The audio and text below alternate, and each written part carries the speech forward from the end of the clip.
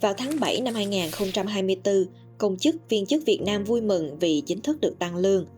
Đến cuối năm, họ lại đứng trước sự lo lắng bị thuyên chuyển, cho thôi việc dưới sáng kiến tinh giản bộ máy của Tổng Bí thư Tô Lâm.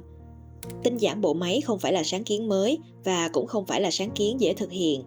Để có cái nhìn sâu hơn về tinh giản bộ máy, video này sẽ cho bạn biết số phận của cán bộ viên chức qua các thời kỳ của chế độ xã hội chủ nghĩa. Họ là ai, vì sao họ lại đông đúc đến mức cần liên tục cắt giảm.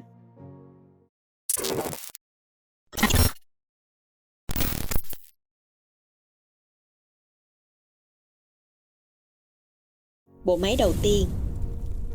Sau năm 1954, Việt Nam bị chia cắt thành hai đất nước, miền Bắc nhanh chóng xây dựng bộ máy nhà nước của riêng mình. Dù ban hành nhiều quy chế về việc xây dựng đội ngũ công chức hiệu quả, chuyên nghiệp, nhưng phần lớn việc tuyển dụng lại được thực hiện theo một cách khác. Bài báo của tiến sĩ Nguyễn Minh Phương, Viện Khoa học Tổ chức Nhà nước cho biết, trong giai đoạn này, việc tuyển dụng cán bộ công chức không qua quy trình tuyển chọn và thi cử như quy định. Phần lớn cán bộ, công chức được tuyển thẳng từ lực lượng vũ trang chuyển ngành, từ các tổ chức quần chúng và một số từ việc đào tạo trong và ngoài nước. Dưới sự viện trợ dồi dào của Liên Xô và khối xã hội chủ nghĩa, miền Bắc đã bao cấp cho tất cả công chức, nhân viên xí nghiệp có một đời sống ổn định, số lượng công chức vì vậy mà tăng rất nhanh. Trong vòng 10 năm, số lượng cán bộ công chức của miền Bắc đã tăng gấp 4 lần, từ hơn 44.000 người năm 1954 lên 160.000 người vào năm 1963. Đến năm 1973, số lượng cán bộ công chức là 474.000 người. Hội đồng Chính phủ phải ra quyết định số 245 về tinh giản biên chế. Sau năm 1975, số lượng công chức vẫn tiếp tục gia tăng. Tuyển dụng dựa vào lý lịch. Sau khi chính quyền Sài Gòn sụp đổ vào ngày 30 tháng 4 năm 1975, đến tháng 12 năm 1976, Đại hội Đảng Cộng sản Việt Nam lần thứ tư đã quyết định thống nhất kinh tế hai miền theo mô hình xã hội chủ nghĩa kiểu Xô Viết, tiến hành càng nhanh càng tốt. Nhà nước đã thực thi chính sách sở hữu toàn bộ nền công nghiệp, tập thể hóa nông nghiệp và thủ công nghiệp, độc quyền thương mại, lên kế hoạch sản xuất cho toàn bộ nền kinh tế, phân bổ đầu vào, đầu ra, ổn định giá. Tổng Bí thư Nguyễn Văn Linh cho rằng, trong 10 năm sau khi tiếp quản miền Nam, lãnh đạo đảng đã gây hàng loạt các sai lầm nghiêm trọng cho đất nước. Trong đó, công chức trong bộ máy hành chính của Việt Nam Cộng Hòa đa phần bị loại bỏ, thay thế họ là những cán bộ được tuyển dụng, chủ yếu dựa vào lý lịch cách mạng, quá trình công tác, việc tuyển dụng vẫn tùy tiện, không chú trọng đến chuyên môn, không qua thi tuyển. Một số lượng lớn công chức đã gia tăng nhờ vào chính sách bao cấp. Người công chức có thể có đời sống dù không đáp ứng toàn bộ nhu cầu, nhưng cũng ổn định cuộc sống với nhiều trợ cấp ưu đãi từ nhà nước. So với người thường, cán bộ sẽ được ưu đãi mua hàng hóa theo giá của nhà nước như lương thực, thịt, đường, vải, dầu lửa, vân vân. Năm 1982, nhà nước tiếp tục ra quyết định tinh giản biên chế. Tuy nhiên, vào lúc này, Bộ Nội vụ không có toàn quyền quản lý công chức mà phân về cho Đảng quản lý nhân sự lãnh đạo, còn địa phương thì tự tuyển dụng công chức theo nhu cầu. Năm 1984, nhà nước có hơn 1,9 triệu cán bộ công chức, chưa kể cán bộ trong nhà máy, xí nghiệp, nông trường. Ngoài ra, Việt Nam còn duy trì lực lượng quân đội lớn thứ tư trên thế giới với hơn 1 triệu quân nhân, chỉ đứng sau Trung Quốc, Liên Xô và Mỹ. Vào lúc này, quân đội Việt Nam vẫn còn chiếm đóng Campuchia. Không thể bao cấp. Năm 1985, Hội đồng Bộ trưởng cho biết chính quyền đang trả lương cho 6 triệu người, tính luôn số người mà những người này đang nuôi dưỡng thì có gần 12 triệu người, tức 1/5 dân số cả nước. Báo cáo của Hội đồng Bộ trưởng cũng giải thích nhờ vào viện trợ nước ngoài nên giá cả, tiền lương, tiền tệ đã giữ được ổn định trong giai đoạn chiến tranh, nhưng giờ đây viện trợ không hoàn lại đã không còn nữa. Trong khi đó, thu nhập từ kinh tế quốc doanh thì chỉ đủ trả lương ở mức rất thấp cho công nhân, viên chức. Lạm phát liên tục gia tăng, nhưng lương không được điều chỉnh. Việc phân phối các mặt hàng thiết yếu đến cán bộ nhằm bù đắp vào mức lương thấp đã không còn đủ và kịp thời. Nhiều địa phương đã tự tìm cách sinh tồn bằng cách tự tăng tiền thưởng và phụ cấp cho cán bộ. Tiền thưởng và phụ cấp lúc này có khi gấp 5 đến 7 lần tiền lương cơ bản. Năm 1985, Việt Nam quyết định bãi bỏ chế độ trả lương bằng trợ cấp hiện vật, chuyển sang chỉ trả lương bằng tiền. Cũng trong năm này, nhà nước tiến hành đổi tiền, thu vào đồng tiền có mệnh giá lớn thay thế bằng mệnh giá nhỏ. Lạm phát sau đó đã tăng lên 774% vào năm 1986. Tiền lương một tháng của một cán bộ thông thường chỉ đủ để mua 2 ký thịt. Ba lãnh đạo cấp cao nhất là Tổng bí thư Trường Chinh, Thủ tướng Phạm Văn Đồng, Lê Đức Thọ phải từ chức. Đổi mới, cải cách hệ thống hành chính. Cuối năm 1987, Việt Nam thông báo với thế giới về việc từ bỏ nền kinh tế tập trung, thực hiện chính sách kinh tế mới, sau này được gọi tắt là thời kỳ đổi mới.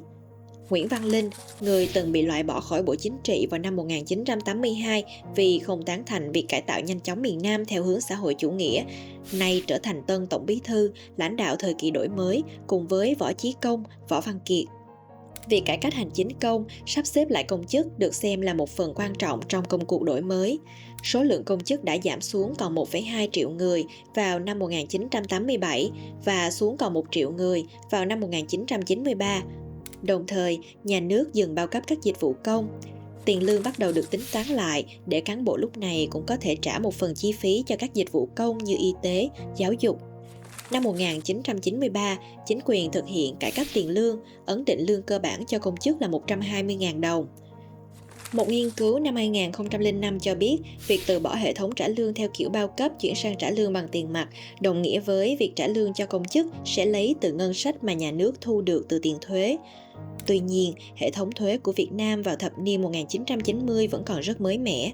Tiền lương do ngân sách trung ương cấp cho địa phương không đủ để trang trải chi phí. Quyền lực trong quản lý cán bộ được phân tán cho địa phương, các lãnh đạo địa phương, cơ quan tự tìm cách xoay sở, tạo ra các khoản thu từ việc cung cấp dịch vụ công để bù đắp tiền lương thiếu hụt cho cán bộ, sau này được gọi là cơ chế tự chủ. Vào tháng 10 năm 1995, nhằm giải quyết vấn đề trì trệ trong bộ máy gây cản trở việc phát triển kinh tế, Quốc hội Việt Nam phê duyệt việc sáp nhập 8 cơ quan trung ương vào trong 3 bộ, cho phép chính phủ cải tổ nội các. Đến cuối năm, có báo cáo nói rằng Việt Nam sẽ thay thế 10% công chức mỗi năm cho đến năm 2000 bằng những công chức có học vấn, đảm nhiệm công việc tốt hơn. Năm 1997, mức lương cho cán bộ viên chức đã được tăng lên 144.000 đồng và 210.000 đồng vào năm 2001. Tuy nhiên, tiền lương mà nhà nước chi trả vẫn rất thấp, nhiều người phải làm thêm các công việc khác. Số lượng công chức vẫn tiếp tục gia tăng, vào năm 2000 Việt Nam có hơn 1,29 triệu công chức. Bên cạnh đó, các báo cáo đánh giá hệ thống hành chính cho thấy chế độ bao cấp đã tạo ra một số lượng cán bộ thiếu kỹ năng, thiếu chuyên nghiệp, thiếu chuẩn mực đạo đức, tham nhũng quấy rối để nhận hối lộ. Năm 2001, để có thể tiếp tục tăng lương theo tình trạng lạm phát, chính phủ quyết định tinh giản 15% biên chế vào cuối năm 2002. Chính phủ cũng đã ban hành chương trình cải cách hành chính công tổng thể đến năm 2010 nhằm thiết kế lại bộ máy hành chính nặng nề, cồng kềnh, ra quyết định chồng chéo không nhất quán.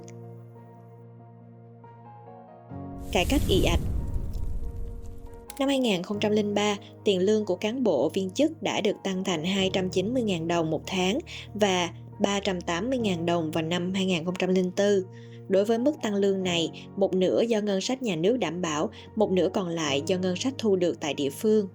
Tiền lương vào lúc này được cấp cho các cơ quan một lần nhằm thúc đẩy tính tự chủ trong việc trả lương của các cơ quan, ví dụ như có thể tự điều chỉnh lương, tăng lương cho cán bộ bằng cách giảm bớt biên chế hoặc tạo ra doanh thu nhiều hơn. Ý tưởng này được quy định trong Nghị định số 10 năm 2002 của Chính phủ.